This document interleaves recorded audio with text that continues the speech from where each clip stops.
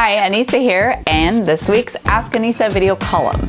And this week, what I want to talk to you about is actually not just one question, but several. I have gotten a lot of emails in the last couple of weeks, and there's kind of a trend that I see going on with them, and there's a lot of questions that I'm getting right now about adjusters and paying invoices, and adjusters not wanting to pay certain line items, and how to properly do the billing when it comes to contents and our supervisor hours, standard and allowed. I'm getting them pushed back, that sort of thing. So I want to kind of address all of those at once.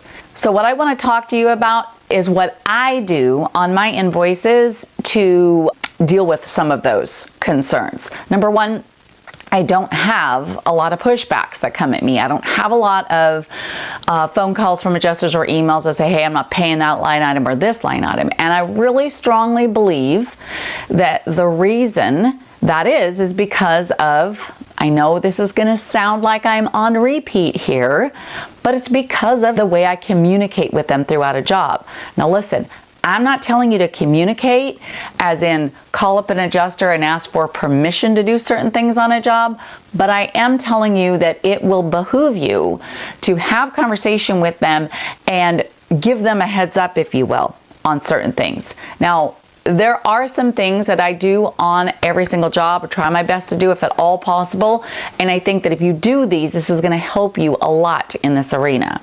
One is, I always do my absolute best to do a walkthrough on a content job with the adjuster. I think that is so super critical. It gives me a chance, number one, to meet face to face, gives him a chance to see me in my scrubs, that I'm professional, and give him, he can see and I can articulate my expertise when he has questions for me.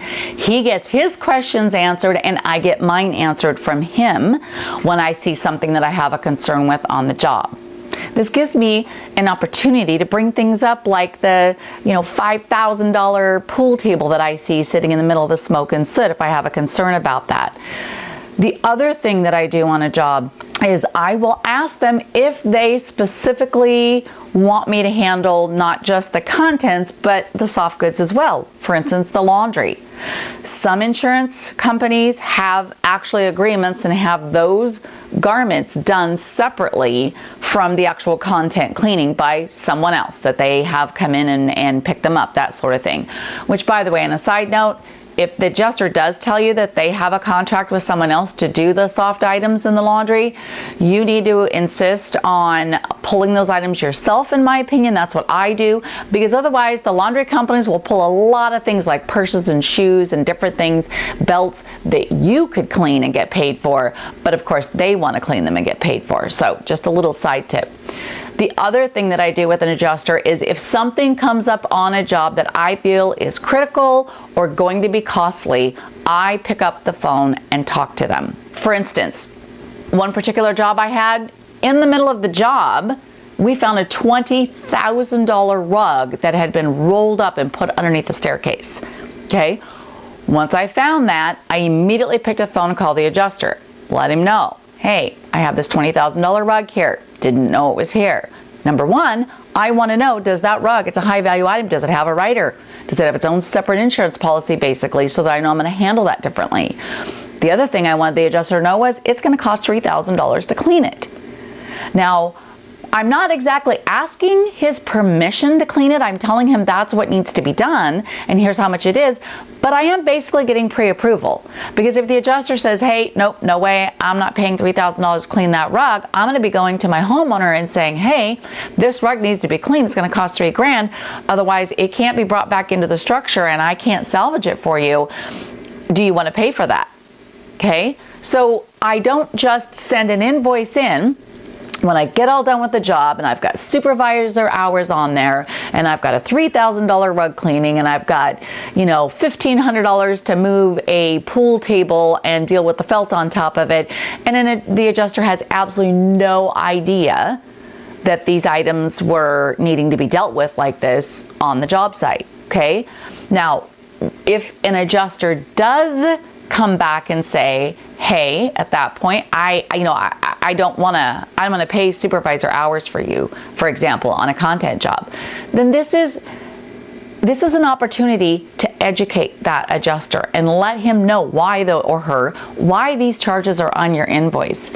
And I just feel like we can get so far with communicating and doing our best to figure out how to be a solution partner so that the relationship between the restoration contractor and the adjuster is one that's mutually beneficial to both parties.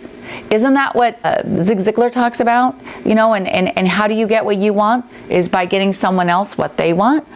So I just feel like it's a really big recipe for disaster to consider the adjuster our enemy on a job. I honestly don't think they're an enemy. I actually feel they're actually a client in kind, if you will.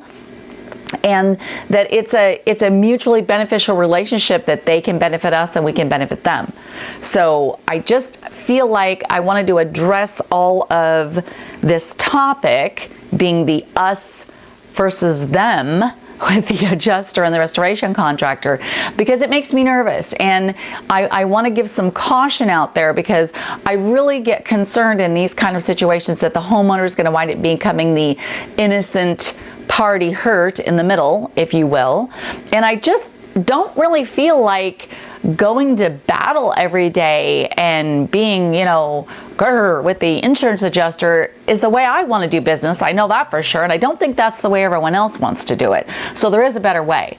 And that way is through communication, it's through education, and it's through finding out how you can be a solution partner and making the relationship between restoration contractor and adjuster one that is mutually beneficial for both parties involved. And I think that will make our workday a whole lot nicer. All right, well, I hope you found this video valuable. Please comment below, let me know. Be sure you are subscribed to our YouTube channel. And don't forget, send me those questions, Annissa at firehouseeducation.com. And on that note, you have a great rest of your day.